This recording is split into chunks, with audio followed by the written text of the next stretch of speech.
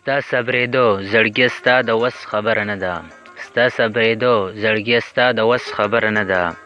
ته چې څه غواړې دا زما د وس خبره نه ده. د مټو نه وس د شعور او د قلم زور غواړي. د مټو نه وس د شعور او د قلم زور غواړي. اوسنی جنګ خو د بلا د وس خبره نه ده. ما ورته وې د زلفو بار دې کړه زما په اوږو. ما ورته وې د زلفو بار دې کړه زما په اوږو. هغې وې نه شاده دا ستا د وس خبره نه ده. ګرانو مینوالو السلام علیکم. امید لرم چې روغ به یې، جوړ به یې، خوشحاله به یې، ژوند به په مزو کې تېرېږي. مینوالو ادبي خپرونه پټ لالونو کې زه یم ستاسو ورور ستاسو ملګری ما صابر او سره د خپل ګران ملګري نام الله سره اختر صاحب را سره هم ناست دی. مینوالو څرنګه چې تاسو ته معلومه ده چې موږ چم په چم کلي په کلي ګرځو او هغه ملګري را پیدا کو چې ډېر خوندور کلامونه لیکي او خو د کیمرې د سترګې نه پټ دي. نو مینوال نن مو هم دا هڅه کړې ده راغلي یو د خپل ګران مشر شاد یوسفزی صاحب خواله چې ډېر خوندور کلامونه لیکي. نو راځئ مینوالو چې د دوی سره دوی ژوند په باره کې تپوسونه وکړو، بیا ترې خوندور کلامونه واورو. نو شاد صاحب پروګرام کې ته هرکلی وایم. ډېره مننه معاذ صاحب، ستاسو مننه کوم، ستاسو شکریه ادا کوم چې تاسو په دې دومره مصروفه وخت کې د خپل مصروفه ژوند نه مصروفه وخت راوشوکاو او ما له په دې پروګرام کې د خبرو کولو او زما د مات ګوټ خیالاتو د اظهار موقع راکړه. ډېره مننه.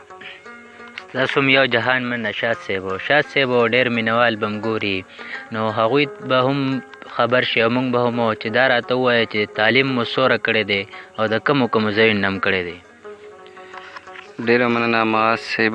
تعلیم خو ما ایم ای پښتو کړې ده او اوس ایم فل چې دی نو هغه زما اوس په پروسس کې دی او انشاءالله ډېر لږ وخت بلکې میاشت دوه کې به ایم فل چې دی نو هغه به که خیري کمپلیټ شي.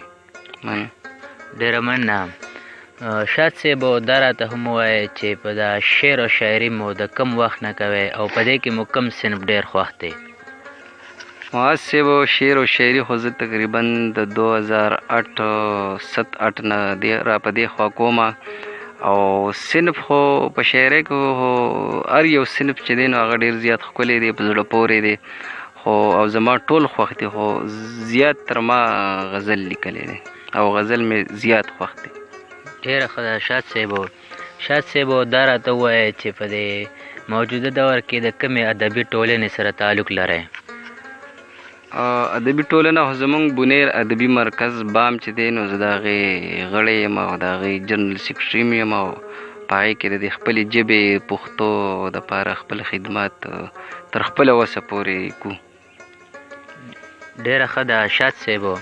شاد صاحب دا راته هم ووایه چې نن سبا کار روزګار څه کوئ؟ روزګار هو نن سبا زه په غزالي پبلیک سکول کې استاد یم او هلته کې اردو پښتو وړو ته ښیم. ډېره ښه ده شاد صاحب. مینوالو شاد صاحب موارد او دوی د خپل ژوند په باره کې خیالات او اظهار وکړو. نو اوس پر دوی طرف ته راځو، دوی نه به خوندور کلامونه اورو. نو شاد صاحب مینوال به انتظار کړي، نو هغوی ته څه کلامونه ووایه چې هغوی ته هم زده کړه وکړي او خوندونه ترې والي او موږ دا ناست ملګري هم. مننه معاذ صاحب. د غزل نه مخکې به زه تاسو ته یو څو شعرونه ووایم، د هغې نه پس به بیا تاسو ته غزل واوروم. ارشاد. یو څو شعرونه دي چې لکه چې څرنګه د ځمکې نه چینې راوځي، لکه چې څرنګه د ځمکې نه چینې راوځي، داسې ستا یاد کې له وجوده مې خولې راوځي. واه ډېر ښه. مننه. لکه چې څرنګه د ځمکې نه چینې راوځي، داسې ستا یاد کې له وجوده مې خولې راوځي. او بل شعر دی چې ستا پښتانه یادونه هم جوړ په یوه پوهېږي، ستا پښتانه یادونه هم جوړ په یوه پوهېږي، د زړه کوڅو ته مې جانانه تل د شپې راوځي. واه ډېر ښه. ډېره مننه. او بل شعر دی د دې غزل مقطع ده چې شاده مونږ چا پسې هم سرې سترګې وتلي نه یو، شاده مونږ چا پسې هم سرې سترګې وتلي نه یو، ځکه هر څوک را پسې داسې سترګې سرې راوځي. ډېر ښه. مننه.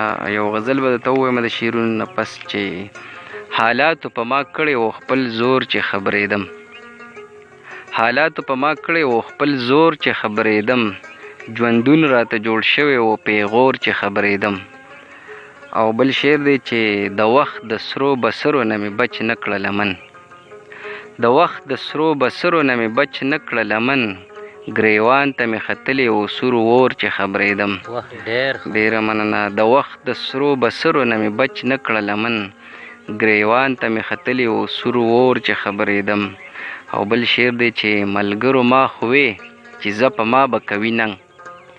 ملګرو ما خوې چې زه په ما به کوي ننګ، مری باندې مې غلی و خپل رور چې خبرېدم.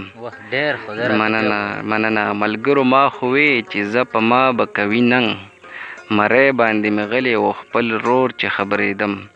او بل شعر دی چې کم یو سړی ځان له مخوخ کړی و رهبر، چې کم یو سړی ځان له مخوخ کړی و رهبر، هغه په دواړو سترګو شمکور چې خبرېدم.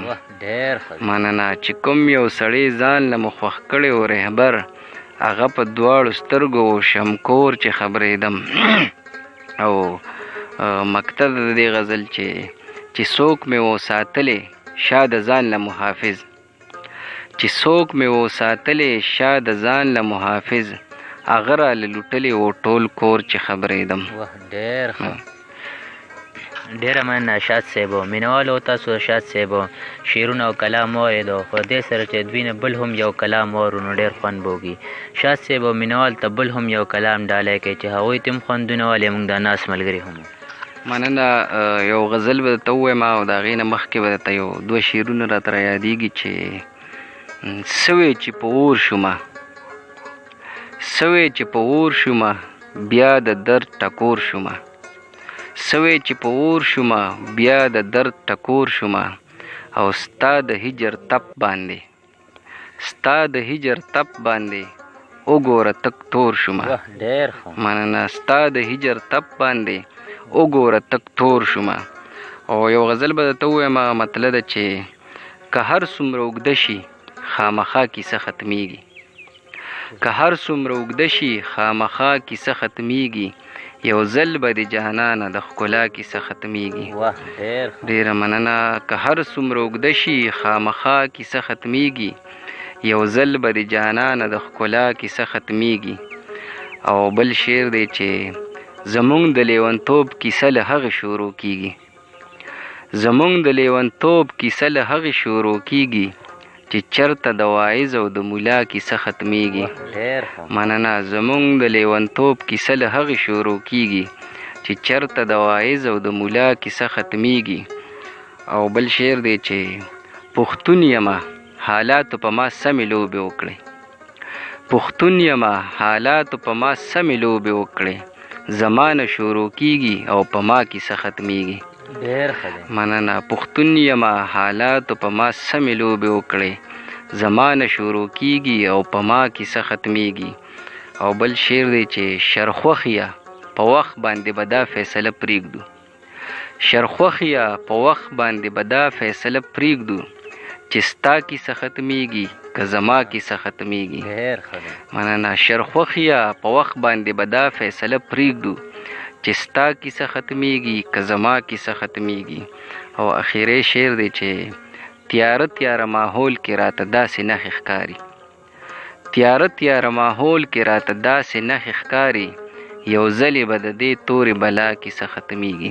ډېره مننه معاذ صاحب، ستاسو ډېره زیاته یو جهان مننه چې ماله مو په پروګرام کې د شرکت موقع راکړه. ډېره مننه. ستاسو هم ډېره مننه.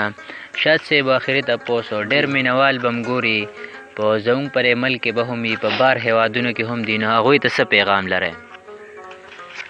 هغوی دپاره خو زما دا پیغام دی چې تعلیم طرف ته کو فرض که په بار ملک کې کم خلک دی، نو هغوی له پکار دی چې خپلو بچو دپاره د تعلیم دپاره هلې ځلې وکړي، په خپلو بچو باندې تعلیم وکړي.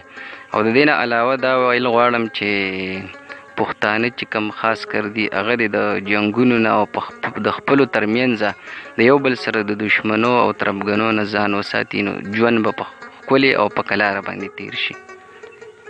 ډېره مننه شاد صاحب او مینوالو دا زموږ سره شاد یوسفزی صاحب چې دوی خپل کلامونه وویل نو امید لرم خوندونه به دې اخیستي وي نو انشاءالله په راروانه ادبي خپرونه کې بیا ملاقات کیږي تر هغې پورې موږ له اجازت راکړی د لوی الله په امان